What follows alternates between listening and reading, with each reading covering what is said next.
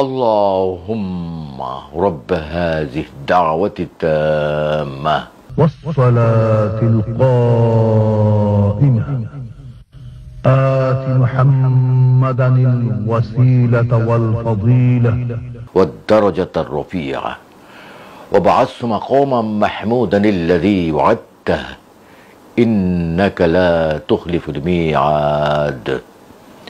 হে আল্লাহ, এই পরিপূর্ণ আহ্বান ও শাশ্বত নামাজের তুমি প্রভু। হযরত মুহাম্মদ সাল্লাল্লাহু আলাইহি ওয়াসাল্লামকে দান করো সর্বোচ্চ সম্মানিত স্থান, সুমহান মর্যাদা, এবং বেহেশতের প্রশংসিত স্থানে তুমি তাকে অধিষ্ঠিত করো। নিশ্চয়ই তুমি প্রতিশ্রুতির ব্যতিক্রম করো না। বিজ্ঞাপনে কণ্ঠ আমি লাখের উপরে ডকুমেন্টারি করেছি এবং আমার অভিজ্ঞতা, পাশাপাশি আবৃত্তি। তোমার ছবিটা দেখতে দেখতে ঘুমিয়ে পড়ি মা। অনেকদিন ঘুম হয় না, কাজের চাপে, সংসারের এটা সেটা করতে করতে কখন যে সময় চলে যায় টেরও পাই না। আমি সরকারি চাকরি ছেড়ে দিয়েছি কোনো ঘুষ খাবো না বলে।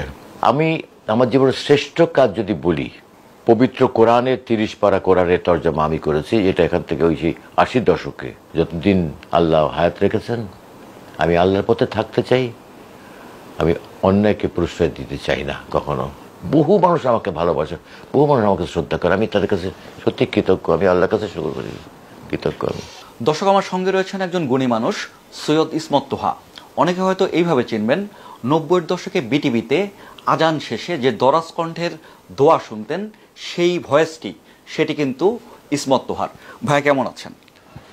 আলহামদুলিল্লাহ ভালো আছি, এবং আমি সবসময় ভালো থাকার চেষ্টা করি। আপনার বর্তমান যে অবস্থা, যে কর্মব্যস্ততা, যদি একটু সেটি নিয়ে বলেন। আমি তো কাজ করছি এখানে, মিডিয়াতে কাজ করি 55 বছর। 1970 থেকে আমার শুরু। আমার বাড়ি খুলনাতে, খুলনার বেতার থেকে আমার শুরু। কিন্তু আমার অনুশীলনটা চলেছে যখন আমি ক্লাস 3-4 পড়ি, তখন থেকে। আমার কিন্তু কোনো ওস্তাদ ছিল না, নাইও, এবং কাউকে ফলো করতাম। একটা মানুষ যখন কোনো আর্টিস্ট হতে চায় বা যে কোনো জিনিস হতে গেলে তাকে কিন্তু কাউকে অনুসরণ করতে হয়, কারোর অনুপ্রেরণা লাগে।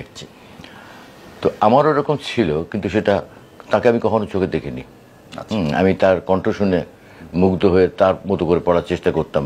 তখন আকাশবাণী থেকে খবর পড়তেন দেবদুলাল বন্দ্যোপাধ্যায়, বিজন বোস, নীলিমা সান্যাল, এনারা খবর পড়তেন, বিখ্যাত নিউজ রিডার।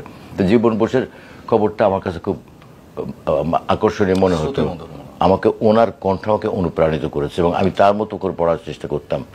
আমি বুঝতাম না যে এত সুন্দর কণ্ঠ কোথার থেকে, কীভাবে, রেডিও থেকে কীভাবে আসে কত কণ্ঠগুলো।